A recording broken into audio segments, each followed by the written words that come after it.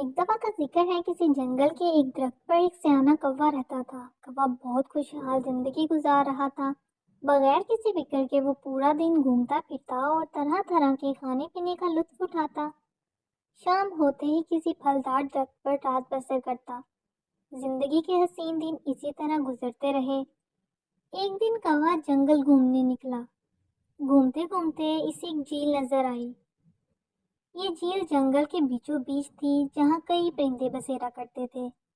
کوا پانی پینے کے لیے جھیل کے پاس اترا تو اس کی ملاقات ایک ہنس سے ہوئی۔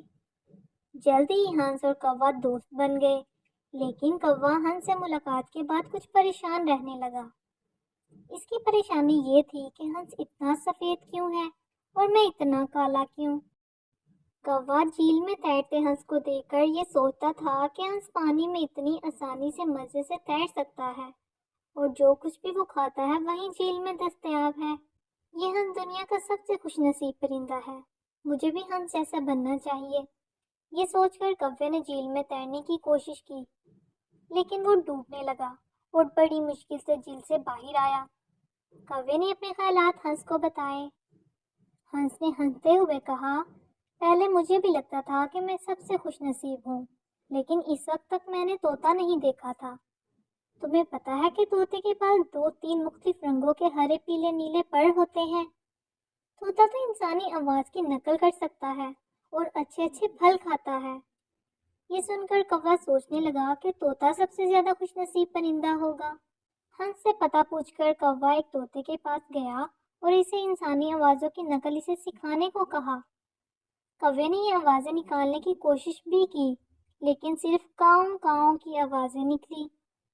کوا افسردہ ہو گیا اور طوطے سے کہا، مجھے لگتا ہے کہ تم دنیا کے سب سے خوش نصیب پرندے ہو۔ طوطے نے کوے کو بتایا، پہلے یہ سوچ کر میں بھی بہت خوش ہوتا تھا، پھر میں نے ایک مور دیکھا۔ میرے پاس تو صرف 2-3 رنگ ہیں، جبکہ مور کے پاس کئی رنگ ہیں۔ مور خوبصورت رقص کر سکتا ہے، اس کی بہت بلند آواز ہے۔ اپنی آواز سے مور جنگل میں موجود دیگر مخلوقات کو کسی بھی خطرے سے خبردار کر سکتا ہے۔ میرے خیال میں مور دنیا کا سب سے خوش نصیب پرندہ ہے۔ اب کوے کو مور سے ملنے کی تمنا ہوئی اور وہ مور سے ملنے جا پہنچا۔ وہاں کوے نے دیکھا کہ مور گھبرایا ہوا سا ہے اور خود کو جھاڑیوں کے پیچھے چھپانے کی کوشش کر رہا ہے۔ کوا مور کے قریب گیا اور کہا، پیارے مور، تم بہت خوبصورت ہو۔ تمہارے پروں میں کتنے سارے رنگ ہیں۔ تمہاری دلکشی اور خوبصورتی اور رقص کی تعریف تو پورا جنگل کرتا ہے۔ تم یوں جھاڑیوں میں کہاں چھپے بیٹھے ہو؟ مور نے جواب دیا، او پیارے کوے، میرے انہی پروں نے مجھے پریشانی میں ڈال دیا۔ میرے لمبے اور رنگین پنکھ کی وجہ سے شکاری مجھے پکڑنے کی کوشش کرتے ہیں۔ بعض اوقات وہ مجھے چڑیا گھر میں بھی ڈال دیتے ہیں۔ اس وجہ سے میں یہ سوچتا رہتا ہوں کہ اگر میں چڑیا ہوتا تو خوشی خوشی ہر جگہ گھوم سکتا تھا، اور اگر کوئی خطرہ ہوتا تو آسانی سے چھپ سکتا تھا۔ کوے نے کہا، میرا تو یہ خیال تھا کہ تم دنیا کے سب سے خوش نصیب پرندے ہوگے۔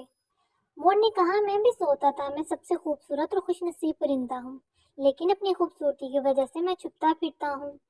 اس کے بعد مور نے کہا، میں نے کافی غور کیا اور مجھے اندازہ ہوا ہے کہ صرف کوا وہ واحد پرندہ ہے جسے کوئی شکاری نہیں پکڑتا، جو کسی پنجرے میں قید نہیں۔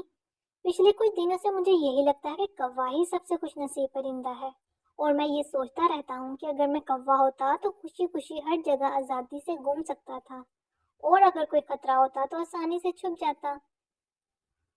ایک عقل مند بوڑھا الو ایک درخت پر بیٹھا ہوا ان دونوں کی گفتگو سن رہا تھا۔ اس نے کوے اور مور کو اپنے پاس بلایا اور کہا، ہم میں سے ہر ایک میں کچھ نہ کچھ خصوصیات ہیں۔ ہنس پانی میں تیر سکتا ہے، طوطا انسانی آواز کی نقل کر سکتا ہے، مور رقص کر سکتا ہے، چڑیا چھوٹی اور پرتیلی ہوتی ہے۔ میری طرف دیکھو، میں تیراکی یا رقص نہیں کر سکتا، لیکن مجھے اندھیرے میں بہت اچھی طرح سے دکھائی دیتا ہے۔ میں اپنی گردن کو پیچھے کی طرف موڑ سکتا ہوں اور اپنے پیچھے چیزیں دیکھ سکتا ہوں۔ کیا یہ بہت اچھا نہیں ہے؟ جب دن کے وقت دوسرے تمام پرندے سخت محنت کر رہے ہوتے ہیں تو میں اپنے گھونسلے میں سکون سے سو رہا ہوتا ہوں۔ کوا مایوس ہوا کیونکہ اسے تو اپنی خصوصیات کے بارے میں پتہ ہی نہیں تھا۔ اس نے الو کی بات کاٹی اور کہا، مجھے تو ایسا لگتا ہے میں تمام پرندوں میں سب سے زیادہ ناخوش ہوں۔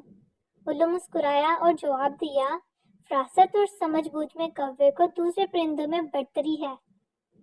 الو نے کوے سے پوچھا، کیا تم نے پیاسے کوے کی کہانی نہیں سنی؟ کوے مسئلے حل کرنے کے لیے کنکر جیسے اوزار استعمال کر سکتے ہیں۔ کوا بہت ذہین اور عقل مند بھی ہوتا ہے۔ اس کی یادداشت بہت تیز ہے اور وہ سوچ سمجھ کر قدم اٹھاتا ہے، اس لیے کسی بھی شکاری کا اسے پکڑنا اور نشانہ بنانا بہت مشکل ہوتا ہے۔ الو کو پرندوں میں بہت عقل مند مانا جاتا ہے۔ الو نے کوے کو سمجھاتے ہوئے کہا، قدرت نے ہم میں سے ہر ایک کو کچھ نہ کچھ صلاحیتیں دی ہیں۔ ہم میں سے ہر ایک کسی ایک چیز میں بہترین ہے۔ ہمیں خود پر ترس کھانے کی بجائے محنت کرنی چاہیے اور جو کام ہم کرتے ہیں اس میں مہارت حاصل کرنا چاہیے۔ پیارے بچوں، اگر بغور جائزہ لیں تو ہم میں سے کچھ انسان بھی ایسے ہی زندگی گزار دیتے ہیں۔ زندگی کا موازنہ کرتے کرتے نہ شکری کرنے لگتے ہیں، جو اللہ نے دیا ہوتا ہے اسے لطف حاصل نہیں کرتے۔